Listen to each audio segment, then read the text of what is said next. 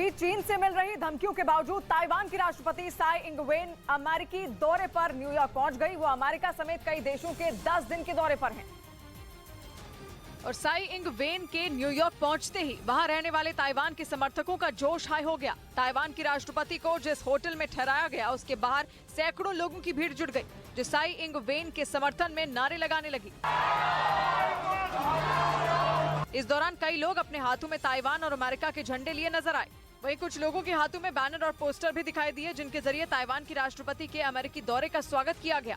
तो कई लोगों ने उन पोस्टरों के जरिए चीन पर निशाना साधा, क्योंकि चीन किसी भी सूरत में ये नहीं चाहता कि ताइवान की राष्ट्रपति अमेरिका का दौरा करें।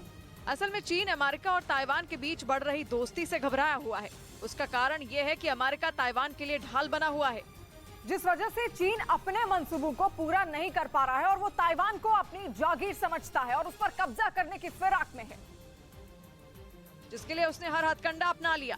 चीन ने ताइवान के नजदीक कई हफ्तों तक मिलिट्री ड्रिल की। इसके अलावा कई बार ताइवान की सीमा में उसके लड़ाकू विमानों, खतरनाक ड्रोन और जंगी जहाजों ने घुसपैठ करके भी देख लिया। लेकिन ताइवान पर चीन की इन हरकतों का कोई असर नहीं हुआ, क्योंकि उसकी ताकत अमेरिका बना हुआ है, जिसने साफ कर दिया है कि अगर चीन ने ताइवान पर हमला किया तो वो उसे बचाने के लिए उस युद्ध में कूद जाएगा। मतलब चीन हमला तो ताइवान पर करेगा, लेकिन उसे जंग अमेरिका से लड़नी होगी। इसी वजह से चीन अब तक अपनी उम्मीदों को दबाकर बैठा है, लेकिन ताइवान की राष्ट्रपति के अमेरिकी दौरे ने उसके गुस्से की आग को फिर से भड़का दिया।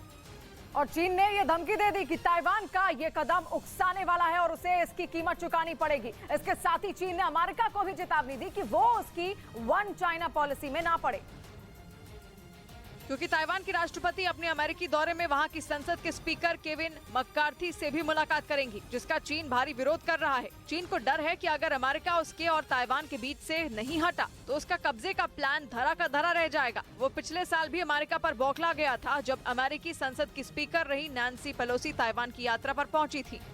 इधर चीन के एक रक्षा संगठन की सनसनीखेज रिपोर्ट सामने आने के बाद अब माना जा रहा है कि शी जिनपिंग जल्द अमेरिका से हिसाब बराबर करने की फिराक में है। इस रिपोर्ट में दावा किया गया है कि दक्षिण चीन सागर में अमेरिका ने चीन के लिए बड़ी चुनौती खड़ी कर दी है। उसने बीते साल दक्षिण चीन सागर में अपनी मिलिट्री ऑपरेशन काफी ज्यादा बढ़ा दिए, जबकि अभी तो अमेरिका और चीन के बीच जंग चल भी नहीं रही, लेकिन फिर भी अमेरिका के तेवर ऐसे हैं मानो युद्ध वाकई शुरू हो चुका हो।